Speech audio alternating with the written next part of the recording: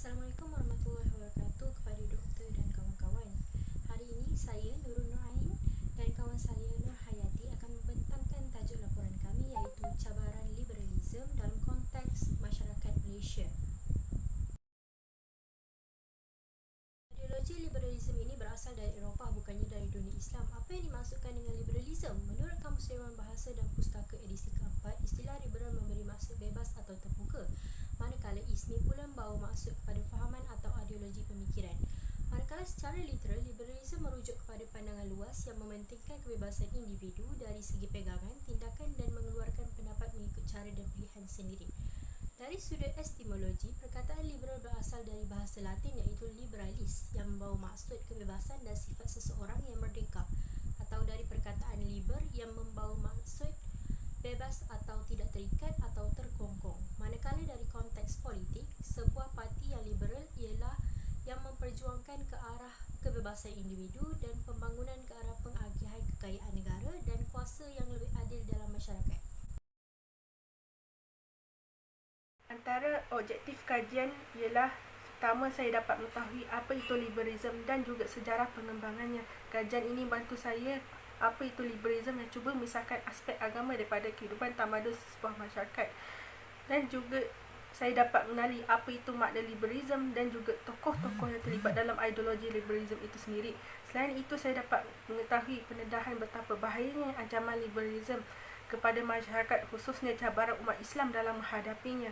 Kajian ini bantu saya permainan yang cuba disampaikan oleh ideologi liberalisme itu sendiri. Yang ketiga, ia dapat memberi iktibar dan pendedahan kepada saya bahawa pentingnya kita menjaga syariat Islam. Oleh itu, peranan pihak tertentu memainkan peranan yang penting agar penularan ideologi liberalisme itu dapat dihindari dan juga meresap dalam fikiran masyarakat kita. Terdapat 4 kajian literatur. Yang pertama, latar belakang ideologi liberalisme, iaitu membuat kesimpulan yang lebih mudah tentang ideologi liberalisme melalui kajian. Liberalisme merupakan falsafah atau fahaman berkaitan kebebasan individu. Yang kedua ialah ciri-ciri ideologi liberalisme, iaitu memastikan sifat sebenar tentang apakah yang dikatakan dengan liberalisme. Antara ciri-cirinya ialah seperti penganutnya menganut fahaman pluralisme. Yang ketiga ialah faktor ideologi liberalisme. Setiap perkara yang berlaku pasti ada awal dan puncanya. Antara faktor liberalisme ialah seperti penyebaran yang dilakukan melalui media massa. Yang keempat ialah cabaran ideologi liberalisme, iaitu setiap perkara akan memberi impak kepada umat Islam. Antara cabarannya ialah seperti aurat wanita Islam dipertikaikan.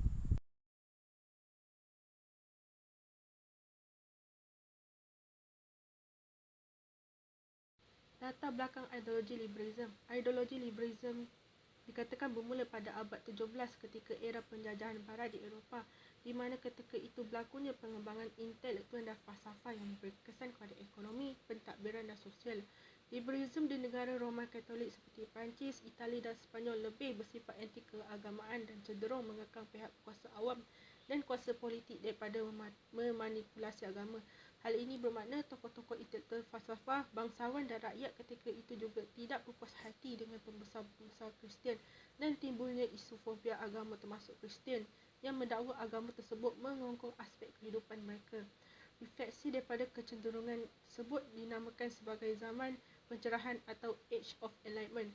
Idea ini juga muncul fahaman liberalisme yang menggantikan aristokrat dan golongan Kristian ketika itu yang mencakupi kebebasan manusia untuk berfikir dari segenap sudut kehidupan, ditambah pula krisis dari segi ekonomi, pentadbiran, agama dan sosial.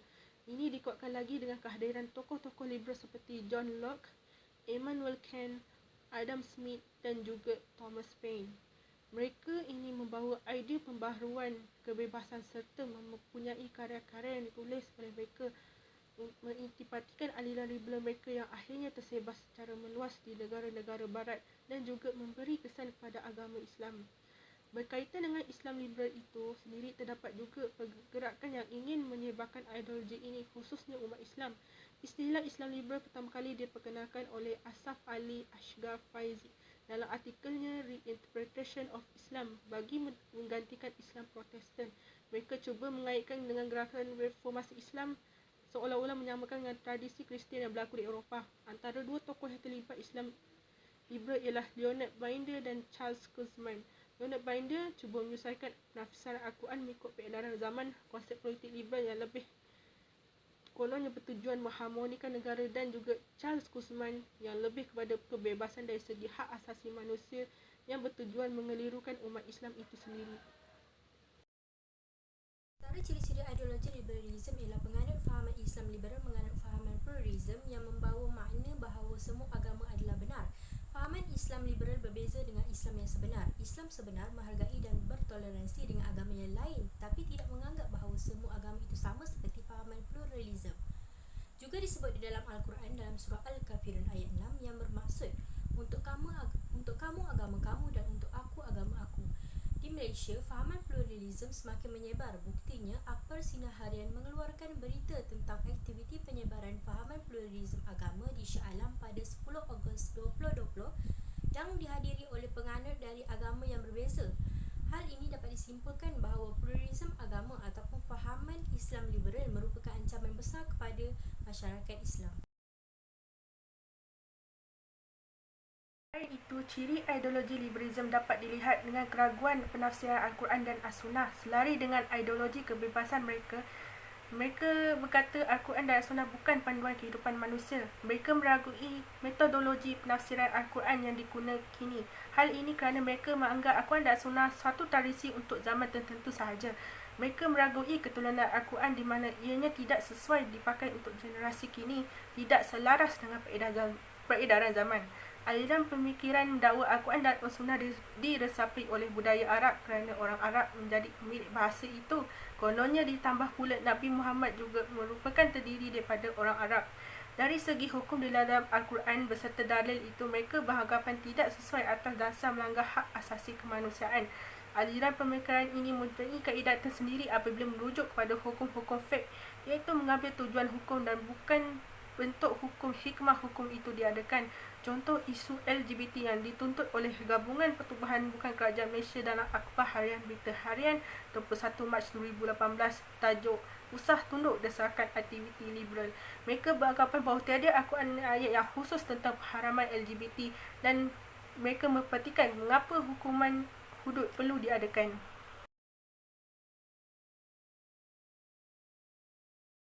Antara faktor penularan ideologi liberalism ialah penyebaran melalui media massa. Maklumat berkaitan ideologi liberalism akan lebih cepat menular apabila generasi muda terutamanya melayari maklumat secara bebas dengan menggunakan internet tanpa pengawalan ibu bapa. Hal ini demikian kerana ada sesetengah pihak yang tidak bertanggungjawab menggunakan medium ini untuk memutarbalikkan fakta dan seterusnya akan merosakkan agama dan masyarakat. Apabila terdapat kontroversi antara maklum balas negatif dan positif, ianya boleh membawa kepada pergaduhan dan kesimpulan sendiri. Antara contoh akhbar yang menyokong fahaman pluralism ialah akhbar New Straits Times dari Zainal Anwar 2007 yang bertajuk Mediation: The Wise Path to Take. Dengan ini, jelaslah bahawa media massa memberi peratus yang besar terhadap penularan liberalism sekiranya penggunaan media massa tidak dikawal dan dipantau. Itu faktor penularan ideologi liberalism iaitu pengaruh luar sistem dan budaya barat. Kedatangan Inggeris pada Perang Dunia Kedua sedikit banyak meninggalkan ideologi liberalism khususnya di negara-negara Islam. Selaras dengan ideologi kebebasan mereka, kebebasan barat versi barat dianggap sebagai panduan hidup mereka. Mereka menganggap nilai timur dan agama, nilai moral budaya setempat menyekat kebebasan mereka. Bagi golongan liberal, mereka dipengaruhi oleh fikiran terbuka yang dianggap sebagai moden. Sebagai contoh, budaya mereka ialah institusi kekeluargaan, kesedudukan tanpa nikah, minum arak, isu LGBT, kebebasan agama dan sebagainya. Di dalam Akhbar Harian 16 Disember 2018 yang bertajuk Kebebasan Versi Barat Belakangi Fitrah Insaniah, di dalam ucapan Tun Dr. Mahathir, kebebasan sivil yang diamalkan di dunia barat bercanggah dengan nilai kebebasan di timur. Beliau menganggap sifat tersebut keterlaluan walaupun ianya dianggap hak asasi manusia di negara barat. Antara cabaran yang dihadapi untuk menangani ideologi liberalism ialah pertikaian tentang aurat wanita Islam yang dikatakan jumud atau kolot. Menutup aurat merupakan satu tuntutan Islam kepada wanita Islam. Aliran Islam liberal memiliki ciri-ciri keterbukaan dan kebebasan yang lebih berbanding Islam yang sebenar. Golongan Islam liberal berpendapat bahawa menutup aurat adalah hak seorang wanita. Isu ini semakin dipertikaikan hingga wujudnya gerakan yang mempertahankan hak kaum wanita daripada menutup aurat, iaitu gerakan SIS. SIS menekankan bahawa wanita Islam dituntut supaya memakai pakaian yang menutup kemaluan. SIS juga menegaskan bahawa tiada paksaan yang boleh dibuat dalam menentukan etika berpakaian wanita Islam.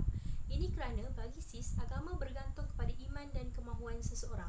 Dengan ini, kita dapat lihat bahawa pertikaian dalam menutup aurat dapat menjadi salah satu cabaran kepada umat Islam. Selanjutnya, cabaran ideologi liberalisme itu melalui badan bukan kerajaan NGO. Kebebasan yang dibawa khususnya dari segi pemahaman syariat, Islam sosial dan ideologi kebebasan menjadi salah satu cabaran khususnya kepada masyarakat Islam di Malaysia. Usaha kumpulan ini untuk bertindak bebas tanpa kawalan mana-mana pihak, termasuk dalam hak beragama dan berakidah. Cubaan mereka untuk mengelirukan umat Islam dan membawa rakyat ini kepada kekeliruan krisis kemanusiaan yang cuba disembunyikan oleh masyarakat barat ketika ini. Di Malaysia, fahaman liberal ini wujud melalui pertubuhan bukan kerajaan NGO. Sebagai contoh, sistem Islam yang membuat tuntutan menggunakan umat Islam murtad atas dasar kebebasan beragama. Hal ini kerana mereka beranggapan bahawa agama menjadi hal peribadi dan perlunya ada kebebasan mengikut yang termaktub dalam perundangan. NGO ini juga pernah menerbitkan artikel dengan tuntutan akhbar The New Straits Times pada masa yang sama The Star, keluaran 24 Julai 1999. Selain itu, peguam dan aktivis terkenal hak asasi manusia Siti Kasim juga menubuhkan NGO Malaysian Action for Justice and Unity Foundation. Ianya bertujuan menyuarakan suara rakyat Malaysia yang lebih sederhana, progresif dan liberal. Dari segi perspektif media sosial, Siti Kasim dilihat lantang menyuarakan perkara yang berkaitan liberal dengan Islam. Oleh itu, cabaran-cabaran ekoran daripada suara pertubuhan NGO mengundang kontroversi yang ingin mengubah sosial perundangan dan juga melarikan umat Islam serta syariat Islam itu umpama virus yang boleh mempengaruhi pemikiran masyarakat Islam khususnya di Malaysia.